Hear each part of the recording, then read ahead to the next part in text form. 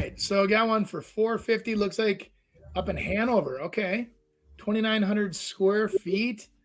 Is that all on one floor? That's a big Rambler. Or that must be with the basement finish as well. Take a look there. Let's keep rolling around. 4 bedroom, 3 bath, Hanover.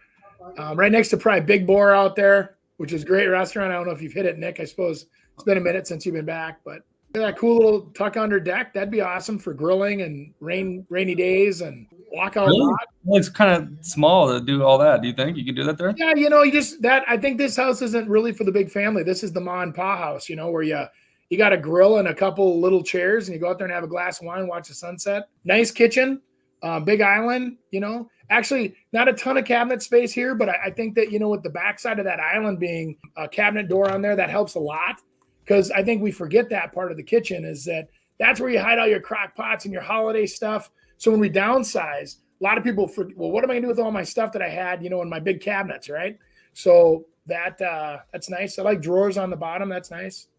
White is kind of the thing now, isn't it? It seems to be, I've always fought it because I thought, it's going to be dated or whatever, but a lot of people enjoy the all white woodwork.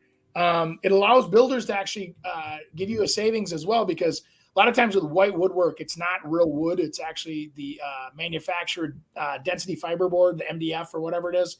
And a lot of times it can be painted and looks beautiful, and it's not even wood, so you save thousands of dollars. Helps keep the price points down. On the cabinets, they can also do that where they're a painted cabinet, and then they're not necessarily a real wood cabinet. So if you see you're walking through a model house and it doesn't show, a lot of grain on the cabinet, you're just seeing a really fat, flat, smooth, perfect door. They're not perfect because the wood was perfect. They're perfect because they're probably also an MDF product, which is nothing wrong with it. It's just different. Nice bathroom, nice fireplace. That's almost a must nowadays.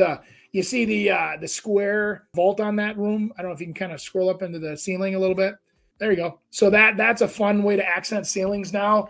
And what's kind of cool too is you see, Nick, where they have the wall is gray. That allows you to put some color up on your ceiling. So it really adds a dimension of texture or having that height, versus sometimes with the pan vaults, you kind of lose that because of the angles, and it's optical illusion. It looks, taller, but it's not quite as dramatic as the box. There you go. Nice little bedroom, nice little side windows, which are cute in a model, but are a pain to keep covered, especially if the sun comes up on that side of the house. So I always tell people, if you're morning people, that's great. If you're not, you might not want to have those windows. Basement walkout, all finished. That's where we're getting the 2,900 square feet. So that house is probably 1,400 square feet-ish a floor, and nice walkout like that. Big windows, lots of natural light. Kind of looks like you're overlooking a barn back there. But yeah, nice little office. Sliding doors, I like that. Cool carpet. Tuck unders, nice and easy. Lots of folding in the laundry room there. Nice house, actually. Nice front door. That's the other thing I think a lot of builders miss on is that front door. I think that it really gets missed, and there's not a lot of, I don't know, as you come up to a house and it's a smaller home, smaller doors, I would spend the time to make sure that house really has the curb appeal. And with a smaller front on the home, you can spend more for less, right? You get more for less. And so I love it. So beautiful hardwood floors, love it. Yeah, that's a great house. This is a house somebody could buy and get old in and still be current with all the design and the style. And it's worth that price, Andy? Oh, yeah. That's a really fair price. Yeah, right now you're seeing a lot of that similar house, a little closer in now. For those of us that aren't familiar with like Hanover's northwestern suburb that's out a little bit. It's kind of on your way out to the Buffaloes and that, and it's the 15 minutes past Maple Grove kind of a thing. And so that's why you're seeing that 490s in the Blaine, Maple Grove. You're going to see that with a 6 in front of it. Andy, it says 135 days on Zillow, though.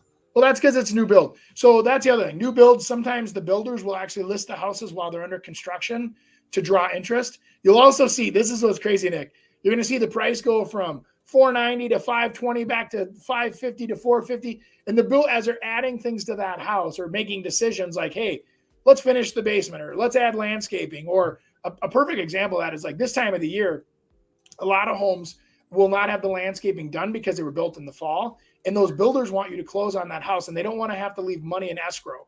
So what they'll do is they'll just sell that house so they reduce the price, back out the landscaping, and then you do it on your own. So that's why you'll see builders changing and fluctuating prices. But this is where I'd say bring an experienced agent with you, because when you're looking at these houses and you're like, that last fall, that house was 525 and now it's 490. There's probably a couple reasons. It's probably missing the landscaping, missing the irrigation.